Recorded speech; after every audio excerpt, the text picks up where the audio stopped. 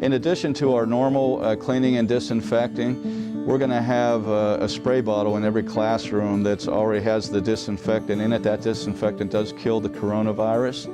And we will spray down every desk and flat surface and wipe down with a microfiber cloth. Then we bought these battery-operated spray guns, and we're going to go through and we're going to spray down all the surfaces again with that, basically, to pick up anything that we might have missed. And then after we do that, we purchase some ultraviolet units that we'll put in every classroom.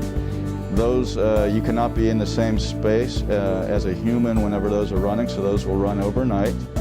And that will definitely kill anything else that's left. And so we figure almost like 3 different ways to kill the coronavirus with all those steps that we will have taken care of everything. We also have foggers that will periodically move in and out of the classrooms, but primarily every day we'll have those foggers inside the cafeterias and then what we call the isolation rooms, because we feel that's the most critical to run the foggers every day.